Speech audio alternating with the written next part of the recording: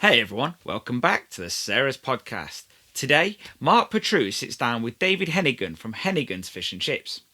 I'm not going to attempt to say where exactly they're from, but most people up there just call it Mac, and that's for sure, and that's in Powys in mid Wales.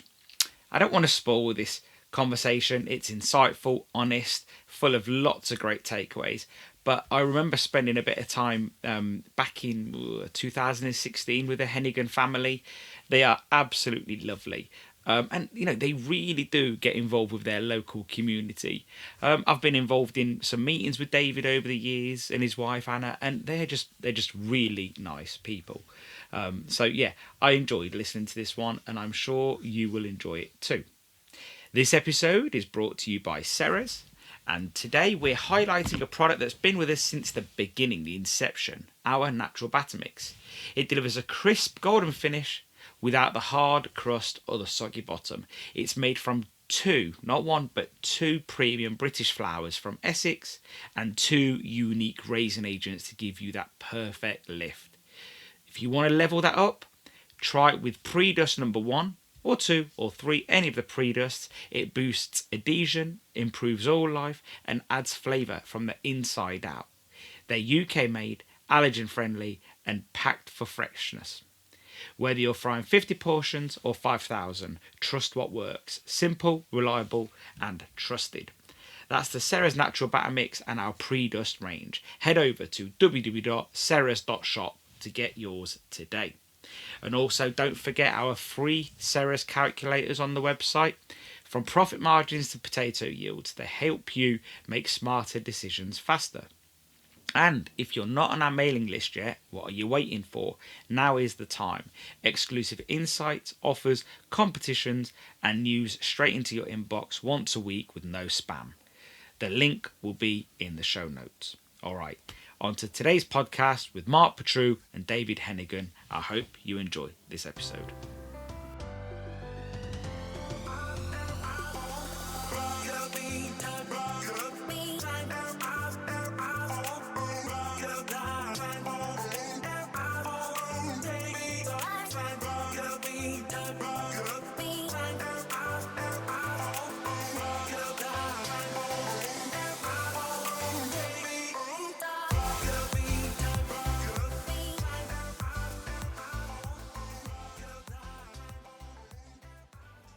David, it's really good to have you here. Good morning. Thank you for joining me. Hennighan's, it's a family business. You're the second generation. It's been going 38 years. No, it's 43 years. 43 years, beg your pardon. Established in 1982. Yeah. That's just it's more fingers and thumbs and toes than I've got. That's why I didn't count it right. You are going to have to pronounce the town where you are, because I've tried and I've even Googled it and I can't get it. Tell me what it's called. Machynlleth. There you go. I'm not even going to try and repeat it. I know that it's just outside, about 20 miles from Aberystwyth. That's correct, yeah. I've been to your shop. I love Wales, and I always holidayed with my family, my two daughters and wife, when they were very young, on a farm just outside of Newtown, and we always went to Aberystwyth on day trips, and we were pulled into your area because of the Centre for Alternative Technology, which is on your doorstep. Yeah, it's still going. And King Arthur's Labyrinth, because I can't take my girls on an educational trip like the Centre for Alternative Technology at 5 and 7 without dangling a carrot of King Arthur's Labyrinth as well. So I know your area quite well. We called into your shop. Superb fish and chips. But before we talk about the fish and chip shop, I want to go right back to the beginning of your story. Tell me about how it started. I want to know about your folks, Richard and Janet, how they got into the business, how you came into the business, and just tell us about your incredible journey in fish and chips, because you've been in the trade 43 years, which is 5 years more than me, and I'm old. So I know you turned 60 this year, and we'll come on to that in a bit as well. So enough talking from me. Tell me your story. Oh, long story, obviously. There's 60 years of it. Well, my mum and dad, well, my dad's a builder. My mum was actually, when we lived in Borth, she actually worked in a fish and chip shop in Borth during the summer, called the Acorn, which is still there. And when I was 12, we moved up to Machynlleth. We built a bungalow, and we moved up to Machynlleth. And my dad still carried on building, and my mum became a nurse in the hospital. And just behind where the shop is, actually, it's literally a stone's throw from the shop, and I mean literally a stone's throw. It's she was an auxiliary nurse, and then my dad had done his back in, and he'd broken his heel while working, etc., etc. And he'd always been, his mother had always said, my gran had always said, well, good fish and chip shop in Mach would be really good. So we'd looked at one or two places, and my plan, I was going to the police force. That's where I was heading. And then we got planning on this little shop in Mach. Instead of saying Machynlleth all the time, a lot of people cut it short and call it Mach. I'm going to be doing that. Yeah. And we got planning on in January 1982. So I was in sixth form then, so I left school to help my dad finish the jobs off on the building and to start work straight on the shop, as in gutting the shop and starting work on that. And we opened the shop in June 1982. June the 21st, 1982 actually. And his mate, who's had the Acorn fish and chip shop in Borth, where my mum worked before we moved up to Mach, he came up to help us get things ready and open up and get all the stuff ready there. So that's where they got their training from. Yeah, It was a bit training. Training might be not quite the word, because we had, I think, 2 or 3 weekends down in Borth working on the range and that there. And I mean, I'd never served anyone in my life. I mean, I'd had part-time jobs in the butchers and bakery and that after school, like all kids do, and in the hotel down the road. And so I think training is a bit of a stretch, really, if I'm honest. But it was kind of dropped into it. And I always remember the first day, the electrics all blew about half an hour before we opened, and it just, everything went off. And Manweb, which were the local electricians at that time and big store, they come up and sorted it out and got us back up and running. So we were open just after 12 o'clock, and our first customer was Mrs. Tweena Arnold. I always remember that. Fish was 75 pence and chips was 25 pence. Wow, so £1 for fish and chips. £1 for fish and chips. Do you know, we got it was skin on, bone in then, and it was I think fish was about 3.5 to 4 ounce at that time. Yeah. And now it's 6.5 ounces. So. And there's a lot more labour involved in getting the skin off and the bone out of it. And so that's how we first started. As I said, I was staying for 12 months. And I was going to go into the police force, but it's funny because I was going to be the drummer for Bon Jovi and never made it. I got sucked into the fish and chip job as well, and it's interesting that a standard portion of fish was 3 to 4 ounces back then, because it's crept massively, and it's something we talk about. 6.5 ounces now, 6.5 to 7 ounces, isn't it? It is, and that's skinless, boneless now. It's times have changed so much. I mean, crikey, now if we look back at what our shop was when we started, they probably wouldn't let us open. Health and safety, where the peeler was and chipper was, and we had a bit of a lean-to shed in the backyard. And it was always first thing in the morning, especially in the winter, if I was going to get electric shock off the peeler. When I switched it on, it was like dicing with it, now and again you'd get away with it, and then you'd relax, and the next thing, bang, you'd get a bit of a shock. That would make sure that you were awake, wouldn't it? It would, So it was always that. So progress isn't always such a bad thing if no, you don't risk your life these days. No, the change has been dramatic, really. Okay, 43 years, it's a bit of And then we ended up taking over the other shop that was in town then. Because you've got the top shop, which is at one end of the street, and then that was our first one. Yeah, that was the first one. And so when you we're jumping ahead, and I want to stay on track, because I want to hear about obviously you working for Richard and Janet, and what your mum and dad, what that was like, and stuff. So we'll go back to that. But you've got your town pretty much sewn up, because you've got these two shops. But I've looked at your menu, and your prices are still really, really keen. You're not greedy with your prices. You seem to be in touch with your community. I think we have to, because of where we're, without being disrespectful, we're not in an affluent area, and we don't want to take the mick. You know, it's not an expensive area to live, but people still have costs, don't they? Yeah. I mean, well, I think it's a running theme through everything you've done, is that you've always put back into your community, and you are very much a community man. You're a local lad, born and bred, and your prices. I would imagine you're quite popular in your town, because you don't take the mick, and you are a big part of the community. But again, that's something I want to come to further on. So let's dial back to. So you finished sixth form, and you just stayed in the Chippy. You fell in love with the job. You know what? I still enjoy it. It's kind of a social life as well. It's a bit like a barman, really. Yeah. You know your customers. You know what they're going to drink, or in our case, you know what they're going to eat. Most of the time, they threw a curveball at you now and again. But it's kind of a social life. You get to know. I mean, people know me.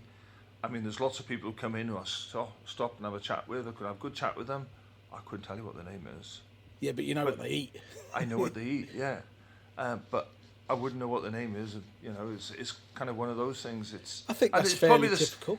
I would say that's probably the same with a lot of fish and chip shops as well, especially if they're local, and that it's. I think you'd also be surprised how many people's electrics failed on day one as well. That's a story I've heard many times before. But no, I mean, I've still got people I know. I know what they eat. I've fed them for 30 years. Still don't know their name, but they're love or darling or sir or mate, or they've got loads of different names. We've got one guy who's we call him Maney Man, because he used to live in Maney. He doesn't even live there anymore. But when he phones up, there's like, was that Maney Man? Yeah, it was. Yeah, it was Maney Man. Yeah. It's and as I said, I think that's throughout the industry as well, because especially if it's a family firm, a family business, people do know their customers, and I think it's great, and don't want to lose that either. Yeah. So I take it Richard or Janet was the main fryer. My dad. Yeah. He did the frying. Yeah. Janet did the serving, and you did whatever you were told. Yeah. To start with. To start with. Nothing much has changed since then either. It's pretty much the same now. As do as I'm told. Yeah. Yeah. But they retired in 1998. That's correct. So they worked the business for 16 years. That's a long apprenticeship, isn't it? It kind of is. I kind of was doing my own thing really towards the end of it. They were. It was a good apprenticeship as well. Yeah, I guess working with your parents and that is it's a great experience to have. You get to spend a lot of time with them as well. Yeah, it's good. And as I said, in between we've taken over the other shop, so then I was kind of left to my own devices in many ways up in the top shop. And my dad went down into the bottom shop, and Mum used to work in the bottom shop as well, because it had a sit down area there, so it wasn't too much for her, like, isn't it? It was a good setup. It worked really well. And having as you said, I wouldn't say sewn up, but kind of, because we've got the Chinese and the Indian and that in the area. But if you want fish and chips, you want fish and chips. Yeah. So and then we run the bottom shop where it was at that time, because we took it over. We were renting that off someone, and we'd done a lot of work on it. And we ended up buying the Spa shop across the road. We got planning on that, and so we literally uprooted everything and moved it across the road to where it is now. It was a bigger shop. It was more accessible, just a lot more space for us. No rent. No rent, exactly. and it was better, and that's the one that it was three years now we've gutted that, literally about 3 years ago, from top to bottom. There's 3 flats above that as well. Right. So it just proved worthwhile. It was a bigger frontage to it, so it's a lot better shop for us. So when the time came for Mum and Dad to retire, how did that come about? Was it their decision? Was it your decision? Was it a family decision? It was kind of their decision. They'd always said, and by then my brother-in-law was working with us in the bottom shop, so my dad had already stepped back quite a bit by then, and so had my mum. So my brother-in-law's sister were running the bottom shop, working for my parents, and I was working in the top shop. So we kind of, we were both closed 2 days, but different days to each other, so we could have a couple of days off, like, you know. Smart. But there was always one of us open. So we kind of done that. And then my sister had the bottom shop, and then I had the top shop, and I had the flats above the bottom shop to kind of, because it was a busier shop at that time. So logistically, did you cut the fish for both shops in one place? Did you peel the spuds in one place? How did it work? Did the two really run independently? Did you? Yeah, no, they run independently. They were both run independently as it was. Okay, we fixed the prices. You know, that they were put, you know, as you do. They were exactly the same. But everything else was as if it was an independent business. There was still my competition, if you like. Really? So I guess that's a kind of a clever way of keeping your standards high. If you want to be better than your other shop, is it keeps you on your toes. Healthy rivalry. Yeah, because you could easily get, how can I say, what's the word? Complacent. Complacent, that's the word I'm looking for, thank you. That's yeah, right. You can easily get complacent. So it was best not to. And then when my dad actually retired, the day after he retired, I had the builders in. You didn't let any dust settle then? You just no, he played hell with me, he did. He played hell with me. He said, I can't believe you're doing this. He said, give yourself 12 months. I said, no, doing it now. So we gutted all the back of the shop and put everything, cause, you know what parents are like, they get stuck in their ways, and he's saving for his nest egg, if you know what I mean. Sorry, Dad. But we took out all the kitchen units that were, you know, standard kitchen units. And the day after he retired. Yeah, I started on the Sunday. He finished on the Saturday, and the builders were in on the Sunday. Skip was dropped off there on the Sunday morning. Oh, you're a terrible son. And he wasn't allowed in the shop until it was completed. I kept him away from the shop, told the builders he's not allowed in because he's just going to, you know... Kick off. Yeah. How was he? Did he like what you'd done? Well, when they finished and they came in and I allowed him in, he came in and he was like, oh, I like this. Oh, that's good. And he turned to my mum and said, damn, shame we hadn't done this. He said, it looks much better. It looks tighter. I was like, I've been trying to get you to do it for 2 years to save me doing it, like, you know, but yeah. There you go. One of those, isn't it? So it wasn't a bad thing. Yeah, I suppose that's him handing over the baton and handing over the reins and you proving to yourself at day one that you're the right person to take the business forward. It was a bit scary, I'm not going to lie. I mean, our uniforms then, we had to buy tops from BYs because we had no money left in the pot, like, you know, so we had this loan for, after doing it, we hadn't changed the range in that time, it was just still a £2 press in Thomas range. But everything else, all the back kitchen and everything was totally changed, all the walls, because between Christmas and New Year, it was one of the jobs I hated, had to go down and paint and everything. Yeah. I was like, oh, I hate painting, really do. And as all the walls were plastic coated and done as they should be, proper. You know, proper. Spent a lot of money and a lot of time tiling the floors, and you know, it's all done it, and it was good. I was happy with it then, and it just worked and flowed so much better. So all the time this was going on, you hadn't really thought about awards or anything like that. But I know that later on, you've had quite a bit of success with winning awards, not just locally, but in the national competition as well. Finalists, winner of Wales, and lots of community stuff as well. Yeah. When did the thought, the idea of entering awards sort of appear on your radar? The year after I took over. Again, just to try and lift our profile up, it was. And at the end of the day, the way I look at the awards, it's a free appraisal of your business as well. And then you used to get the feedback, oh, you could do this better, you could do this better, you could do this. I was like, okay, take that on the chin. Right, so let's do all of them and anything else that we can see. So then it was a case of, I think it was, probably took us maybe 3 years, three years after that, 3-4 years before we got into the top 60, something like that. I just got knocked back each time and was like, right, okay. Yeah. The annoying part about that was waiting for the feedback. You wouldn't get the feedback till after the awards had been. yeah, So you couldn't do anything about it till like 6 months down the road. And that was the frustrating part. And I've always said that if you're out of you don't make the top 60, it would always be better if you had that feedback straight away, if you like, so you could actually work on it, so you could improve where you are straight away, if you know what I mean.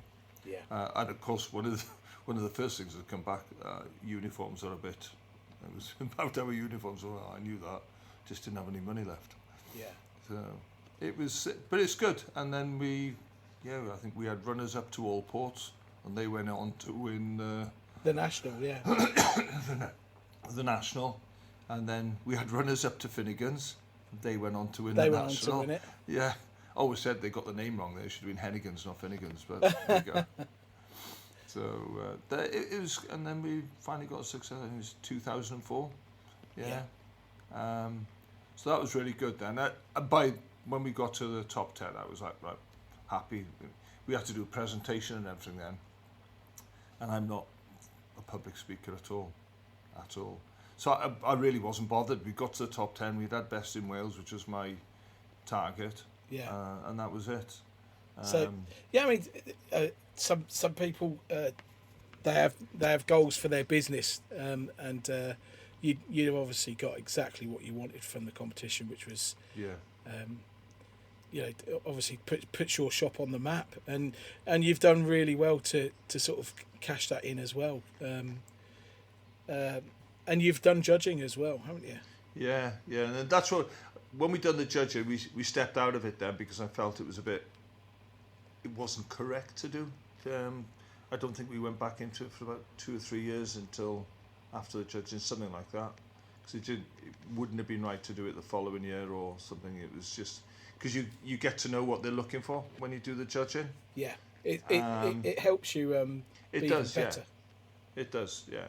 It's a good thing, though, to see it from the other side as well, to be honest, because it's quite difficult doing the judging. You know, you've got to pick between 2 or 3 shops, and it's quite difficult. I didn't find that part easy, to be honest. It was a very, very, very long day. Yeah, I had my time judging after I'd won it, and I found it a huge responsibility.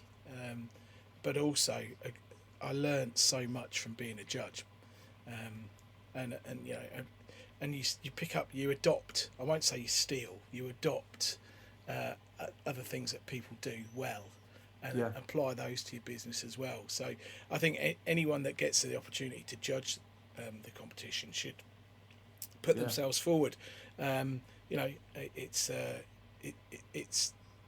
It's not something you don't get financial reward for it, but you get the satisfaction of actually seeing how the process works. And it's a robust process, isn't it? The judging for these. As I said, when you've got 3 which are very, very similar in front of you, and you're just thinking, well, I can't put all 3 through, but No. I'm going to say some shops, especially in ours, were listed buildings as well, so it's even more because they're kind of restricted to what they can and can't do to the building as well. Yeah. So it makes life a lot more difficult. Because I always remember there was one with us that was a listed building, and somebody said, well, why don't they do this I remember on the tape I said, well, they can because they're listed. They're not allowed. They're not allowed to. Oh, but if they'd done that, it'd be better. I said, yeah, they probably would do it, but they're not allowed. Yeah. And there was so many different things that you have to look at, you know. And it's good. I know because you've told me this story off air, and we won't name him because it's not fair. But there was somebody you marked down for having a wooden pallet because you got marked down for having a wooden pallet. Yeah, that's correct. Yeah. And then you had to sit next to him on a plane, didn't you? On the plane, yeah, yeah. I did confess to it, but he did take it. He laughed and it was all good banter after. Yeah, we're still friends, so it's fine. That's it. You know, at the end of the day, you have to assume that everybody's got 10 marks until you can start knocking marks off. Yeah. That's the only way you can fairly judge things is to. And it was that process, really, as you said. You take marks off that one, and they've got that. And, yeah. I had the pleasure of judging Crispies. Oh right. And they're a Nice very shop. very nice people, very nice shop, and very hard to find fault. But you know they had some carpet in one of their storerooms, which and that for me was, you know, I had to take marks off for that, and that's tortured me because I wanted to, because they deserved really good marks. I mean they went on to win the whole thing, but you know, being a judge, you have to look at it with critical eyes, and by the time they'd won it, they'd already changed the carpet. They'd got outro down because they're that type of people. If they know that there's an opportunity to improve, they take it with both hands. And exactly that's Tim and Kelly through and through. But it's judging the competition's great. So it's now in the hands of the NFFF instead of Seafish, and you've been an NFFF member the whole way through. All the way through, yeah. Your 43 years in the trade.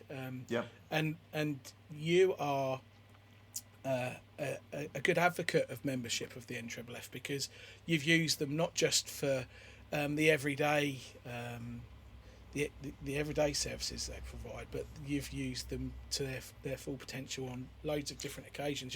You're a champion for the NFFF, really, even though you're quiet about it. Yeah, well, I think there's a lot of things in the background, and until you actually start talking to people who probably know all of those things and they take it that everyone else knows, there's so much there that you can use that you don't realise as a member that it's a facility that's there for you 24/7, and there's so much, you know, if you've got staff issues or EHO issues, anything really, you can phone up and then they'll pass you on to someone, or there's someone there. We've used it on a number of occasions.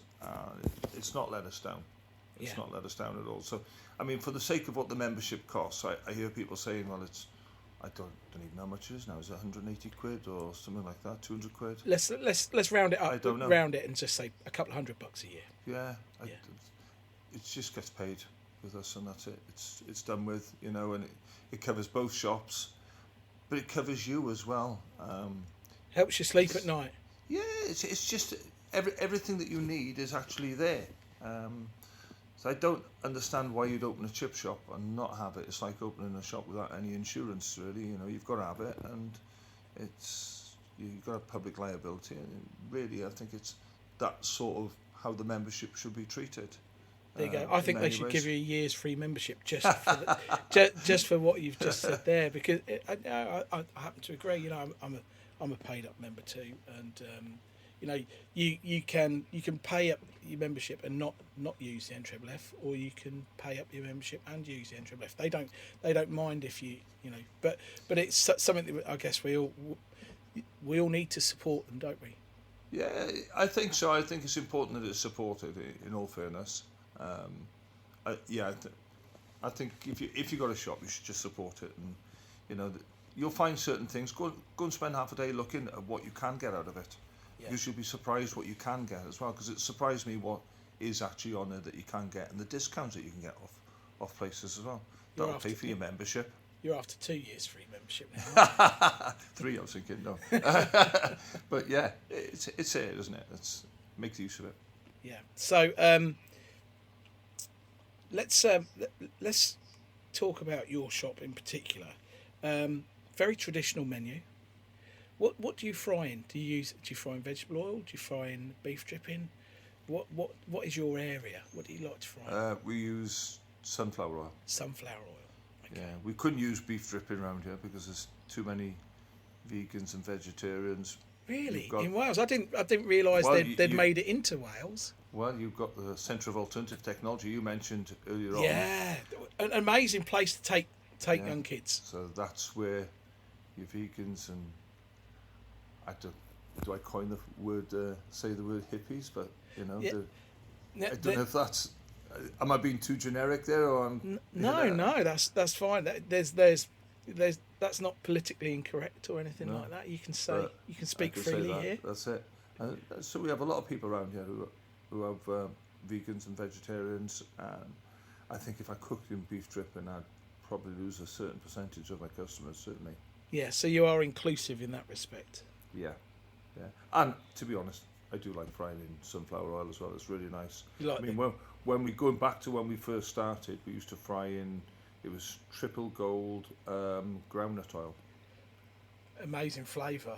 Yeah. Very pricey these days. I'm going to say very expensive though, but it was so nice to fry in. It was really, really good. And you were one of the first 100 shops to be MSC certified. Was it number 73 or something? I can't remember. Yeah. But you got MSC accreditation just to tell your community and your customers that you were serious about sustainability. Yeah, no, definitely. Which again is, it kind of demonstrates how serious you are about being around for generations to come. Now, one thing we've failed to talk about so far, which is remiss of me, is your wife Eleanor, who at some point, yeah. Well, I think we need to talk about when she came into your life and then came into the business, and you should commit some time into. She is the backbone. She keeps you straight. Most definitely, yeah. Can't deny that. Been married, be 39 years this year, so October the 4th. How did you meet Eleanor? You'll laugh when I tell you. She used to come into the chip shop.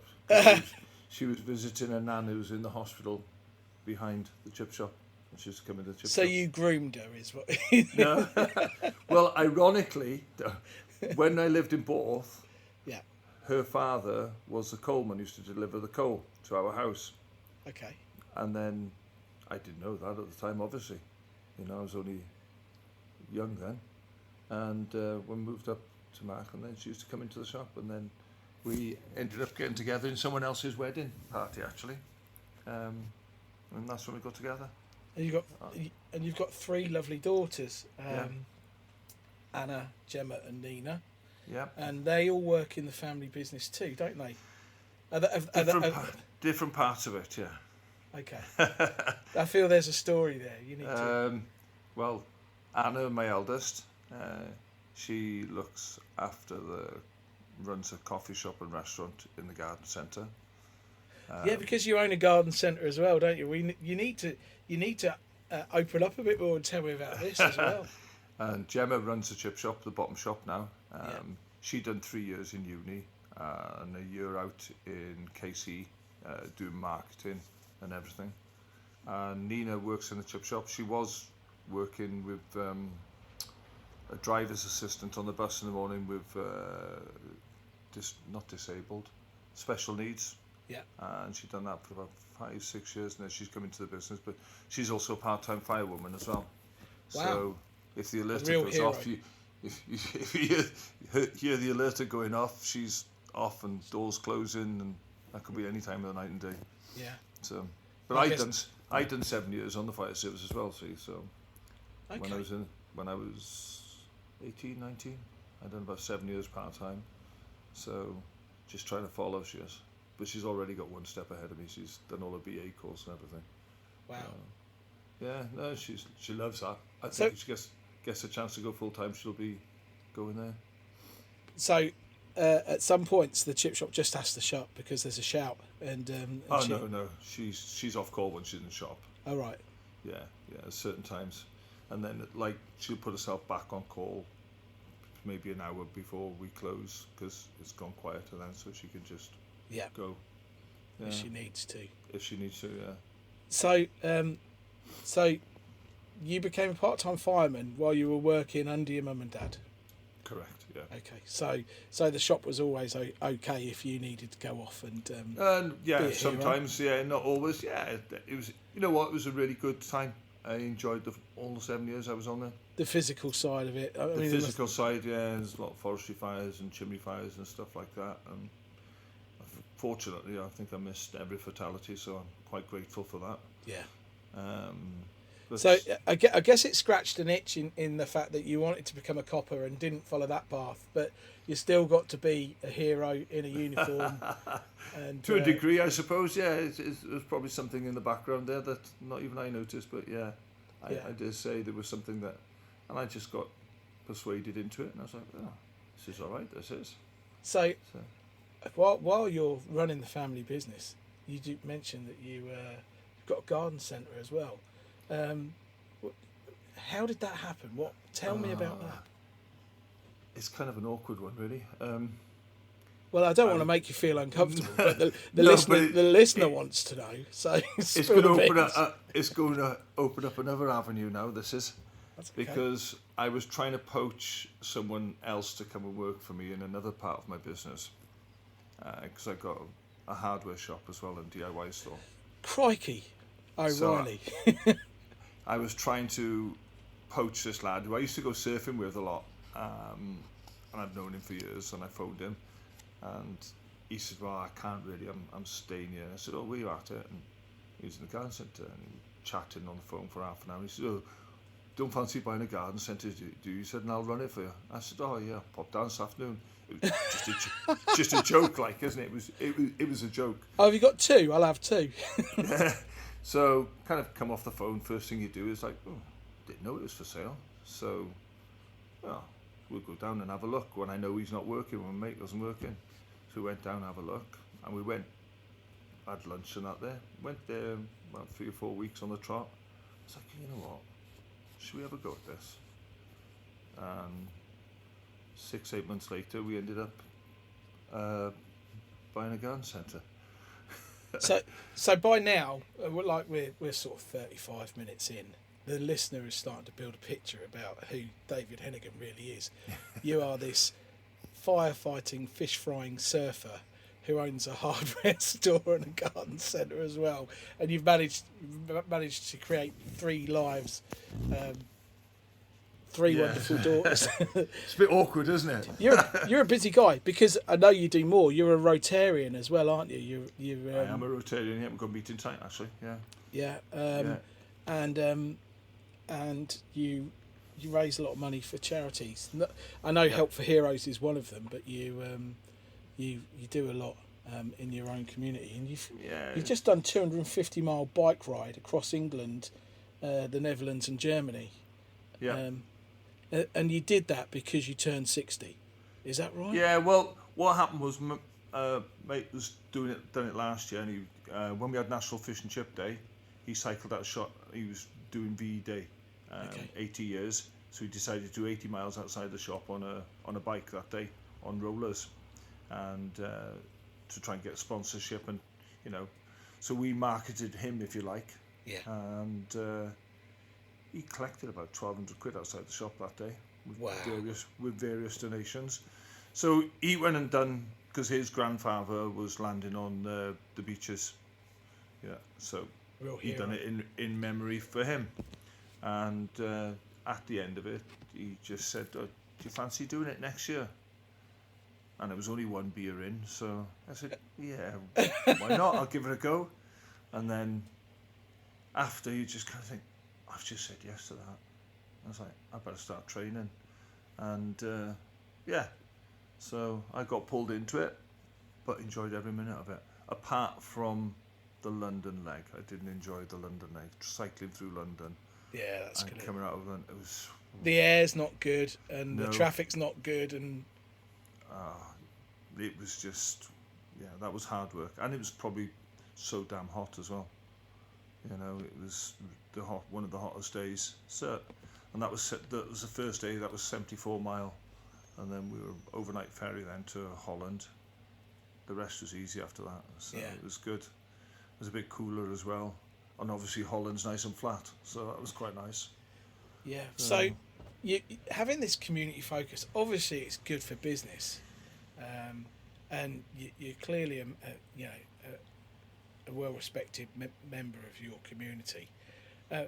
Do you think that having a fish and chip shop's a big responsibility, for in the community? I certainly do. I love what the fish and chip shop has done for me in my town. I don't feel as though I've got many enemies, and I feel as though it's really given me a position in my community that I'm really grateful for.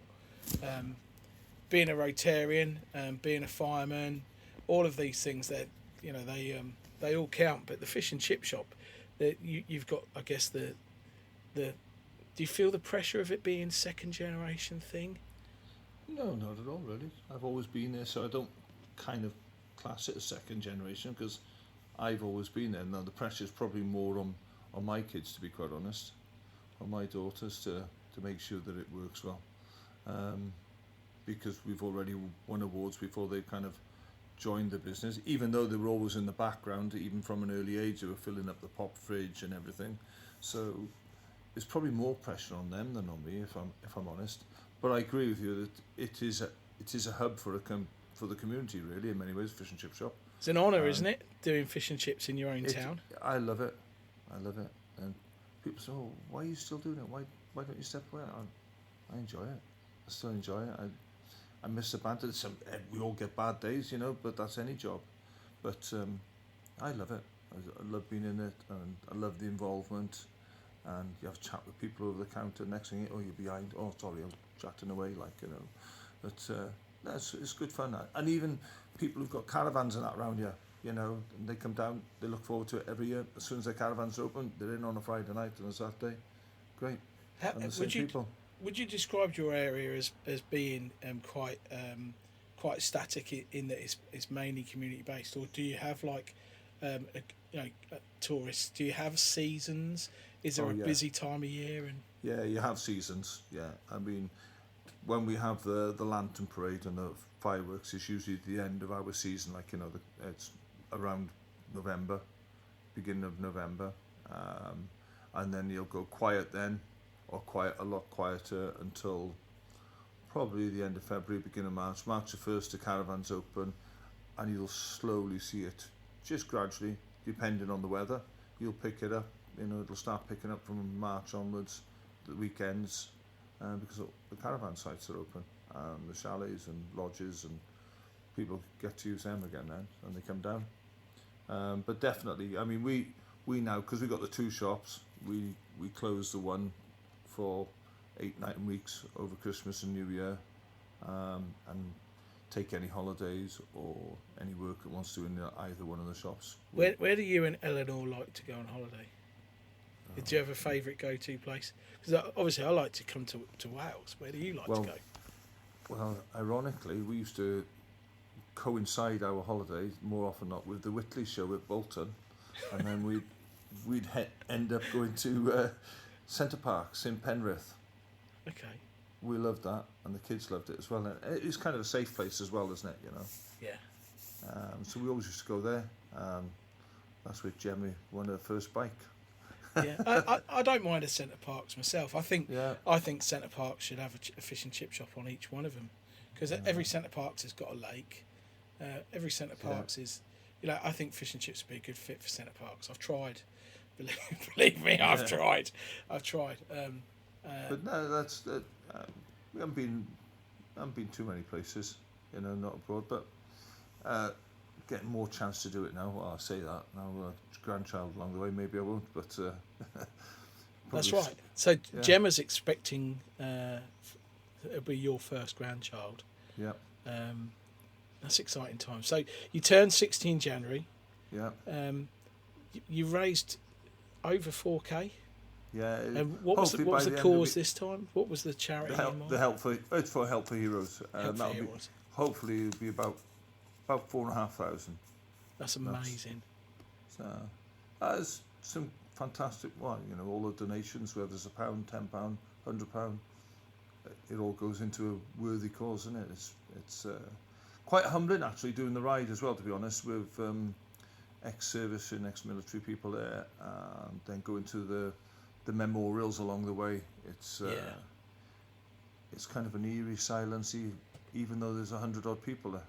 Yeah. It's kind of very sobering, isn't it? Very, very sobering. Yeah. And hearing some of the stories, but it was good. I enjoyed it. Yeah, it was something I wanted to do for me as well, for a change. So good for you. So, you turn 60, you get on a bike. I think I don't think I'm going to be able to do that when I turn 60. Never say never. I'll give you a call for next year. Yeah, well, yeah, I don't mind a bike ride. I mean, I can't run a bath, but I can ride a bike. I don't mind riding a bike. Are you going to encourage your girls to tread the awards path? When do you see? I mean, you're 60 now. You must be thinking about when you might hang up your apron, or at least do a little bit less. Do you have a plan? What's the plan for Hennighan's? Oh God, I never have plans. All the best plans fail that I try. So, yeah, I enjoy what I do. I don't know. It'd be nice to step back a little bit more. We've got a young lad with us now, Reese. He's frying. So, yeah, we could do with another one. But trying to find youngsters to take on the baton is quite difficult as well. You know, Gemma is good at it. That's not a problem. Yeah, I'd like to step back a little bit more. Not quit altogether. Just I don't know what I'd do. Got plenty of other stuff, but I enjoy being in the shop as well. Yeah, maybe finish a bit earlier. Yeah. So how are you? Let's talk about the trading climates right now, because fish prices have never been higher. Sunflower oil as well. It's not a cheap oil anymore. No. And yet your prices are really keen. I guess that's helped by the fact that you don't have rents to pay. You've been at the same property for a while, which keeps your overheads as low as they can be in a chippy, I suppose. Yeah. How are you finding consumers are changing, and spending habits and prices? What's it like trading as fish and chip shop in 2025 for you? It's you know what, touch wood, it's been all right for us. Obviously in the winter we go a lot quieter, but this time of year I think, I mean, the caravans haven't opened up. There isn't as many people around this year at the moment as what there has been, even though the weather's been pretty kind, in all fairness. So we can't blame the weather this year. Last year the weather was atrocious. Yeah. It just rained all the time. But I think we're doing all right. We're still on par. We're slightly up a little bit on last year. On sales. Yeah, nothing massive, but obviously your prices have gone up, so the profit isn't as there as it was, say, 10 years ago. Yeah. So do you manage your margins and pass on what you have to pass on? Sometimes if it's only going to be a short while, you kind of bite the bullet a little bit. But you can always do specials. There's always something that somebody's trying to clear out, or they've got a special deal on, so you can make your margins on them. On your sauces. I mean, I see a lot of surprised how many people use tin mushy peas, and it's only a minor thing, but I'm surprised how many people use that, and the margin isn't there on it. You're better off just cooking your own. You've always steeped and boiled your own. Yeah, always. Yeah. And it's a better. I mean, I do the same. I think it's a better product for it as well. Oh, definitely. I can't stand tin peas. Just like, I don't know why you would. But little things we make. I mean, a lot of people make their own fish cakes, but we do pea fritters, mushy pea fritters. They're lovely. I love a pea fritter. And the markup on them is, you sell a lot of them. So there's places where to get your markup on and kind of make up for where you're not making Yeah. your margin type of thing. So it's just playing with it a little bit as well. Yeah, like I said, I think from a pricing point of view, I don't think. Yeah, I think your prices are really keen, and I'm certainly more expensive than you are. But that's a different. That's an area thing as Yeah, well, isn't it? yeah. You And know. the thing is, you clearly know your area because you've been there. Well, 60 years. You've been there forever. So, and your customers obviously trust you and know you. And there doesn't seem to be anything on your menu that probably doesn't sell because your menu's a very tight menu. There's very little. It is a tight menu, and I think that's another thing that people, a lot of people have a very expansive menu, a big menu. Which means more waste, more labour, more effort. All of that, and I think you said it in a word there, trust. I think that's a big thing as well. With if you're going to a local shop, so if you trust them, you will spend that little bit more as well. So I think trust is a huge thing, and confidence as well. People know what they're going to get every time they come through your door. Yeah. So and I think that's a big thing. I mean, we put a lot back into the community. We did various events throughout the year that we don't really advertise it, but people who know us know what we do. I mean, it's one of the first places people come for a raffle prize, and I dare say other local shops have exactly the same thing. Yeah. So if you're supporting them with 2 bottles of wine or whatever, they'll remember that, and you'll get more than your money's worth back, other than the 2 bottles of wine or whatever you're given, or a voucher even, and they love it. A voucher costs you nothing really; it's only costing you what your fish and chips is costing you. And it's bringing somebody in as well. I think if you were to say to somebody, if I give you a £5 meal, but then you've got a customer for the next 10 years off the back of it, that's not a cost, that's an investment. Exactly that. And I mean, as I said, Gemma went to uni and she'd done psychology and marketing, which is kind of go hand in hand with things. So it's kind of helped the business in that respect, that her marketing is using social media, and that's beyond me.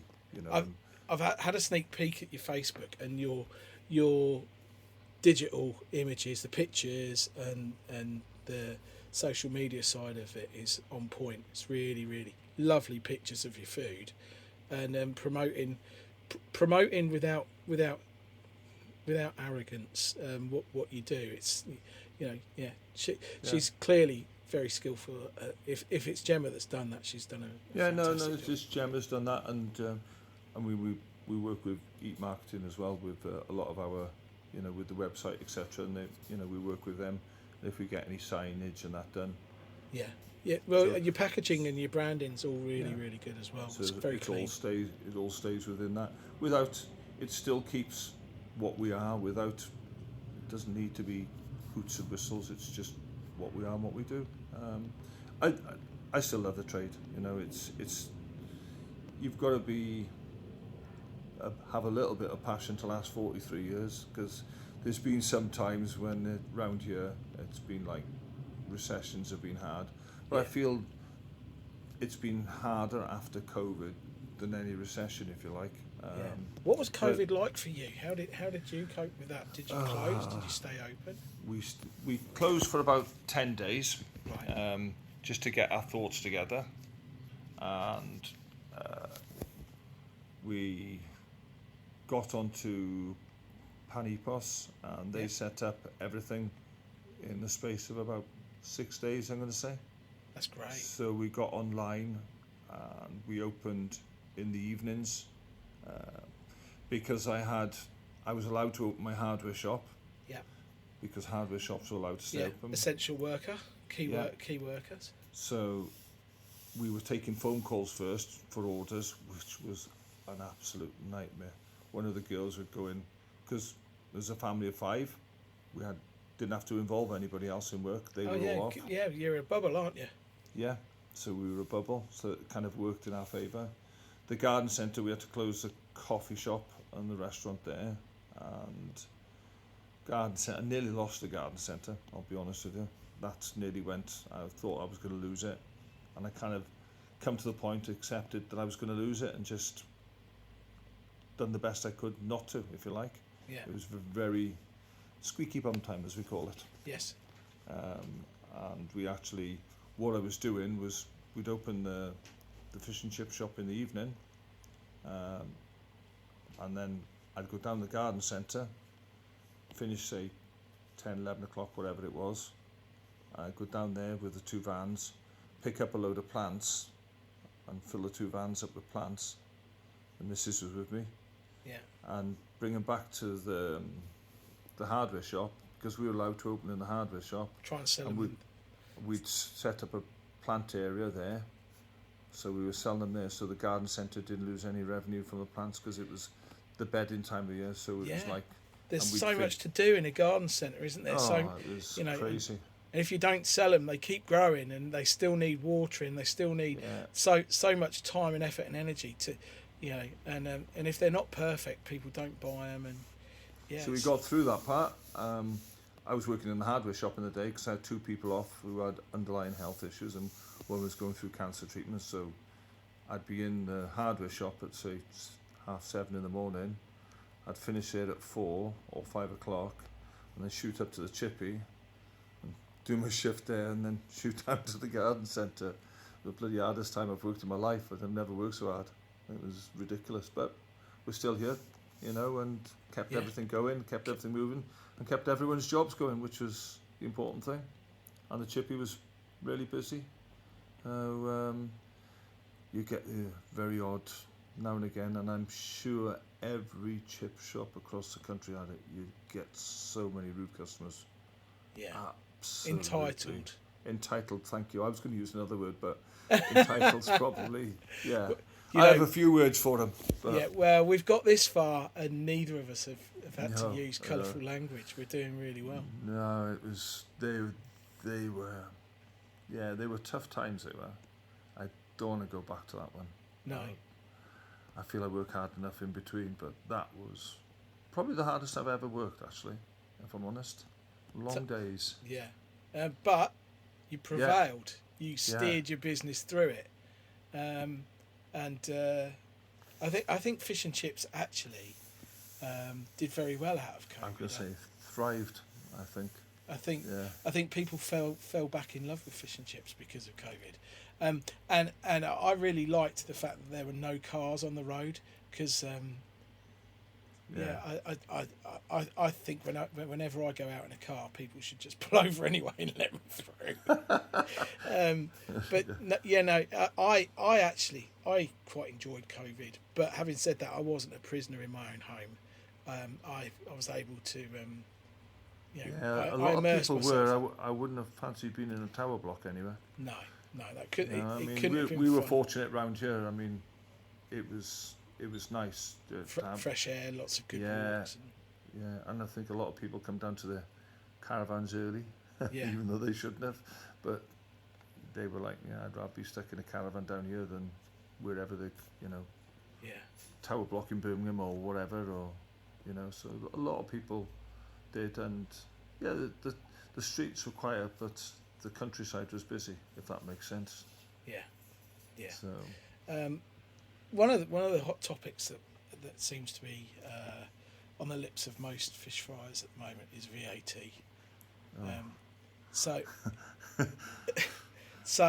Wonder why.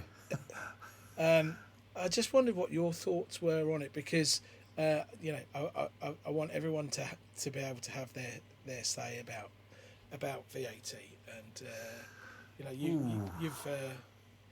I think, like everyone else, I think they should reduce it 12.5% and straight across the board. It was good during COVID when it was down to. Yeah. I mean, five was a gift, but 12.5 made sense, didn't it? It felt about right. It did feel about right. 12.5%. People can still invest in the business and can still afford to employ that maybe one extra person, or because it makes such a difference. It really would make such a difference, and I think whether it's this government or the next government, I think they're a bit blinded by the fact, we're raking all this money in off the VAT, but they're kind of not. They're getting there, but there's no. People could be employing more people. You know, shops could employ more people. They would spend more on their shop, thinking, right, we've got that little bit extra to spend, or we can invest in that, which in turn would probably create another job somewhere else down the line of manufacturing or whatever. Yeah. And I just think they're very short-sighted in what they're doing. Governments are short-sighted because once they're out of power, they get to walk away scot-free. Yeah. And they'd rather kick the can down the road for the next government to sort out, and they will deal with it themselves. And again, that crosses all political parties. I'm not picking on anyone in particular. No, and I agree. It's they're all as bad as each other, and I just think they always want their heads banging together and getting together and saying, right, let's get this sorted, and yeah, let's work for an ultimate goal, because at the end of the day, they actually work for us. Do you think? It doesn't feel that way. Yeah.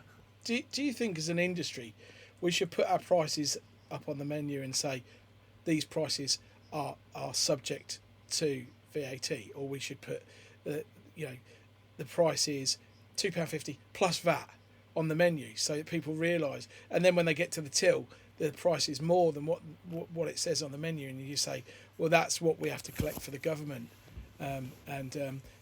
because then it makes you look cheaper, but when they get to the till, because people are paying electronically anyway, it's not like, well, I haven't got enough money on me, because they're paying on their cards.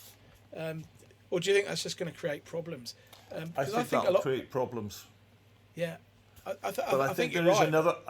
I think there's another way of doing it, is if you could print your receipt out to show exactly what it is, rather than just the lump sum at the bottom of what the VAT is. It's £2.50 plus VAT. So if your receipt says, "Did you know X amount of this bill has gone to the revenue?" Yeah, has gone to the government. I think that would be a cute thing to do, is that if your receipt actually broke it down and said, I mean, not everybody reads the receipt anyway, but if it did actually say, £2, £3, £4 of your bill is not going to the shop owner, it's going to the government as VAT. If it was some shape or form that could be done. I think that's better than, because it almost seems like it is an agenda if you put it on the menu board, but I just think you can do it quietly, because 1 in 10 people are going to look at their receipt, because they, some of them are for businesses anyway, and they'll just, I want a business receipt, can I have a VAT receipt for a business? So they're going to get their VAT back anyway. But then there's the Joe Bloggs down the road who's not going to get his VAT back, and he suddenly thinks, oh, hang on, I'm reading this, and I think it would just be a thing that if you made a point of giving them the receipt, that people would look at it, and I think that's the way that it'd bring it to notice. More people would notice it. Yeah. Because they look at the sign, they'll look at your menu board, and they won't read it. They'll just ask for fish and chips and whatever. So, and I think it would just complicate matters at the till. Well, it says so and so on there, so I think it just confuse matters. Yeah. So, what's the next big charity push for you? What are you going to do? Don't know.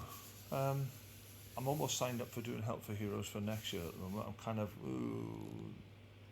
parachute jump, bungee jump. I've done a bungee. I done a bungee jump years ago. Of course you have. Yeah, I've done it. The wife was expecting our first child, so it's 30 years ago. Before a football match.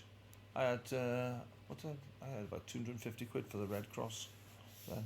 It was good, actually. The adrenaline you get from a bungee jump is amazing. Yeah. Wow. No, thank you. I just thinking about your wife having her first child. My wife said something that I'll never forget.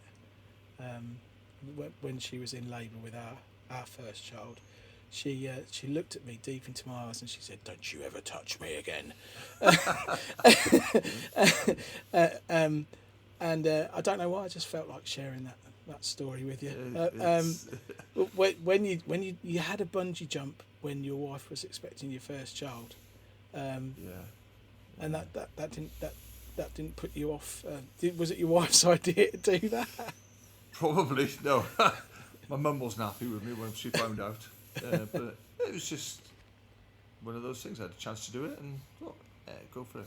It was a nice day. Could see for miles from the crane. Yeah. Beautiful day.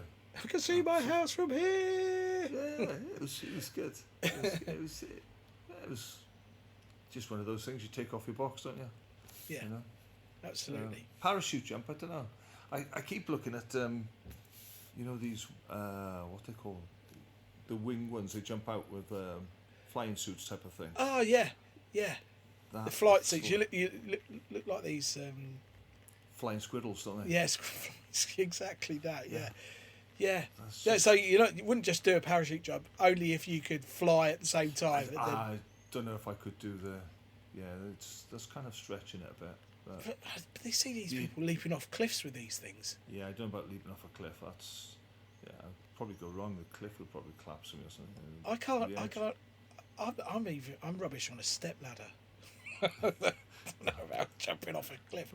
Why jump out of an aeroplane while it's still working? That makes no sense to me at all. Why would you do that? you get know, the logic if one of there. the wings falls off and you've got a parachute and you've got no choice, Fair I enough. probably still wouldn't do it. But it's yeah. No, it's something different, isn't it? You're always looking for something different. When you hit 60, yeah, 50 wasn't a milestone. 60 has been, to be quite honest. Quite a nice milestone as well, actually. I never thought I'd be cycling across Europe though at the age of 60. So it's good fun. So your plan for Hennighan's, pass it on to the kids, yeah. and keep the ship steady as you've already done for the last 43 years. Yes, that's the agenda, is to keep that. I've got to tell you, we've got an ice cream shop that's attached to the bottom shop as well. Of course you have. Of course. Fatal. Really? Fatal. Oh, I love ice cream. A Absolutely guilty love pleasure. Very much. I should never have done it, but there you go. So It works well. It's one big kitchen, and it works well with the chippy. ice cream and fish and chips have always had a long-standing relationship, and especially in Scotland, where there seems to be a concentration of Italians cooking fish and chips and doing ice cream. Also in South Wales as well, there's a lot of There is down Italians. South Wales. Yeah, there is. As well. That's a similar sort of thing. Yeah.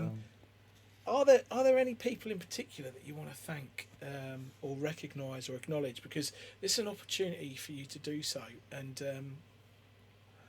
there's lots of people. My wife being the main one. My course. daughters, Good man. Anna, Gemma, and Nina. My parents, who are both, fortunately, I'm very Fitting fortunate, well. they're both fitting well and still with us. Dad does come and check on us every Friday for his scampi and chips, and he always Good comes man. down and his bottle of lemonade to go with his top up his whiskey. It's, medicinal purposes. Medicinal purposes, yeah. Well, Yeah. he's 88 in September. Good So man. and he's been through the mill a little bit, fair play. And so has my mum, been married to him for so long as well. But Love it. they're great. And when my sister retired and taken over the bottom shop, and that was a big thing. She's retired, and there's lots of people. I mean, I'm going to say VA Whitley and Smales, because they have been absolute brilliant backing. And Yeah, Walkers. they're bedrocks Yeah. in the industry, aren't Well, Whitley's are the only firm we've dealt with from the day that we've opened. Literally, it's the day we opened, and we've been dealing with them ever since. they? Yeah. And they've been I've done absolutely amazing for us. I've done a few rallies in North Wales with through Tony Rogers. He Yeah. does the Vaynor rally. Again, great bloke. And Whitley's are a fantastic company. I've never bought from them, but I consider them to be friends, and Very much. very much. nice people, aren't they? Yeah. Well, And I can tell you. Smells. I can tell you a story about Tony, because when he was doing the Requiem for the rally, Yeah. going back number of years now, he turned up at the shop. So he said, "Oh, you haven't got a torch, David?" So I ended up going down to my hardware shop to get a torch for him, so he could read the map. And it was one of these wind-up torches, so it was very eco-friendly. So you could just wind it up and still have the light on at the same time. And I wouldn't take anything off it for him, but he donated money to a children's charity on my behalf and my name then, just because I got him a torch. Yeah, so, he's a genuinely lovely guy. He's passionate such a about mushy gentleman. peas as well. Very Passionate about his mushy peas. Yeah, very, very, very passionate about his mushy peas. Yeah. And the only issue is occasionally he gets me mixed up and calls me Stelios, but I can forgive him. I can forgive him for that. Stelios is really, he's thinner than me. I'll take it. No, he's a good bloke, and as you said, Smales as well. Yeah, great company. Yeah, absolutely superb. So we've got no axe to grind with either of them. They've always gone out of their way if something's been a mishap or they've had a mishap. They've gone out of their way to resolve it with us. So we're miles from any of them. Yeah. So that's it. It counts for something, doesn't it? But that is the type of industry that we're in, though. Yeah, you know? Very much. And I dare say a lot of shops across the country probably have the same relationship with their suppliers as well. You know, it is that type of industry, and that's what makes it so good. Fantastic. If people want to find out more about Hennighan's, your website is hennighans.co.uk. Is that right? Yeah, nice and simple. And you're on Facebook and on social media as well. Just to put people on the map, you're in. I wouldn't say you were Mid Wales. I'd have said you were North Wales, but no. You're Mid definitely Wales. Mid Wales does say North Wales. Yeah. Okay, you're in Mid Wales. Yeah, we have a new bridge and everything now. So you're in Mid Wales, a lovely part of the country. So much to see and do. So if like me and you like visiting other chip shops and getting to see different parts of the world and how different people do fish and chips differently. So it's a great shop to come and see, and you're still working in there. Yeah.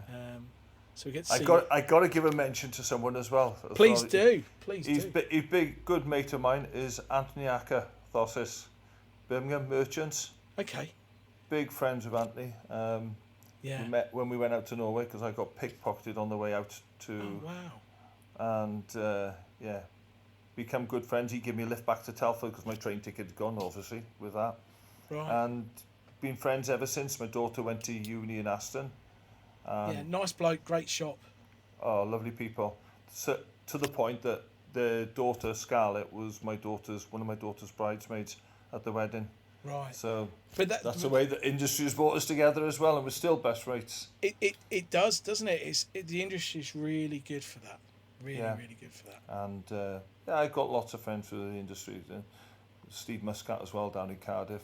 I know he's not everyone's flavour, but do you know what I love about Steve? I mean, not only is he a lovely bloke, he lets me park at his shop whenever I go to. Yeah, I've heard about that story. Yeah, he's told me about that. When I go to various gigs, the last one was Harry Styles, who I have to say, he's delicious. I went to see Harry Styles there, and Steve let me park at his shop, and he's a good bloke. He's a great guy. He's very passionate as well about anything, really. He I is. think he's just, he makes me laugh. He does make me laugh. Yeah, he's a good bloke, bloke. Steve. He is. And no secrets as well. He'll share anything with you. And he's a lot of time for Steve. Is there anyone else? Oh, God. There's so many, and I'm going to get my ass kicked, I dare say, for missing out a few. But I've just got all my staff who worked with me over the years, because I had a lot of staff over the years, who, 15, 16-year-olds who've been through the shop and, gone on to do whatever they're doing now. And it's great to see what they're doing. Yeah. They've moved on and got their own families. I mean, there's ones, they're the third generation who've worked there. Their grandmother used to work for me. Yeah, so sometimes you know that you're only going to keep a member of staff for a certain amount of time because you know they're destined to go on and do bigger and better things. But it's really great to be part of their journey. It is. And it's just fish and chips is a great sound. It's a great starter for bringing people out socially, isn't it? Oh, The, 100%. the amount of people that have come to me, very quiet, very mousy, and then by the time they've left, they've found their feet. They're very personable, very friendly, very outgoing, and they've learnt some really key good life skills just by working in a chippy, I think. Absolutely. And you learn some really important values like move your arm out of the way when you put chips in the pan.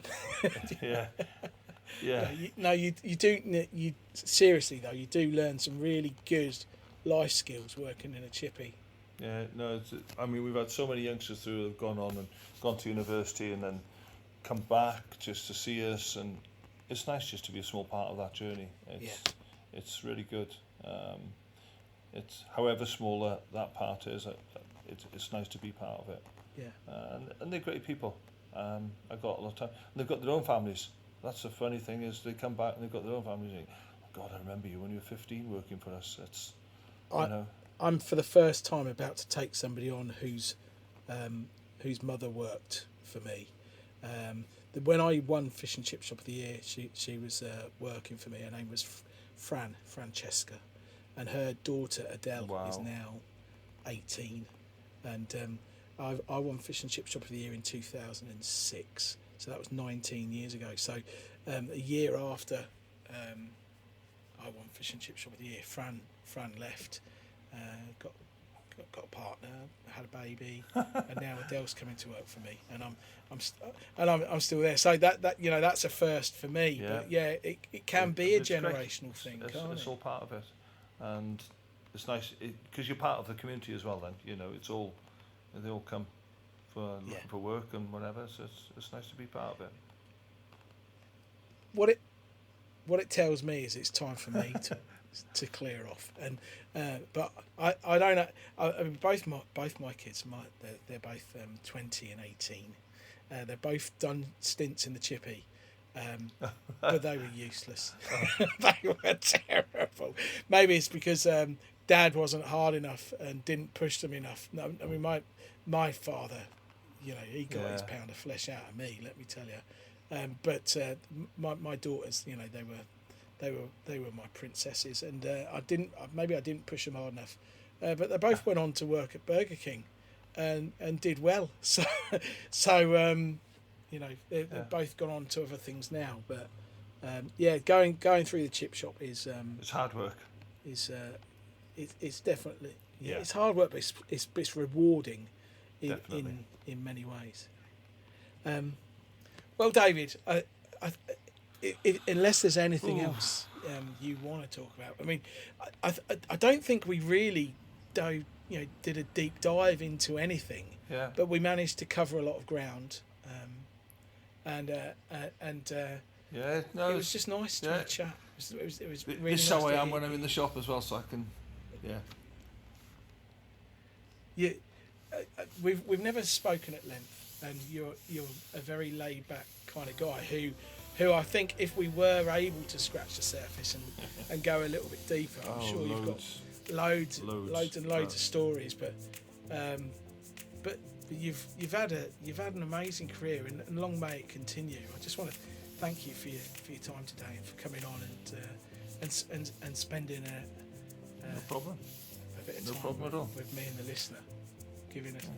I hope it's not too boring for them. No, listening to somebody else's story in this trade's never boring. It passes the time while we're cutting fish, and you've had a great career, and long may it continue. Okay. Thanks. That's a wrap on today's episode with Mark Petrou and David Hennighan. What stood out to you? Join the conversation in the Ceres podcast discussion group on Facebook. We'd love to hear your take. And if you want more insider insights, exclusive discounts, exclusive competitions and industry updates, subscribe to our mailing list, and the link will be in the show notes. At Ceres, we're here to back your business with smart products, real talk and helpful tools. Thanks for tuning in, and we'll catch you in the next episode.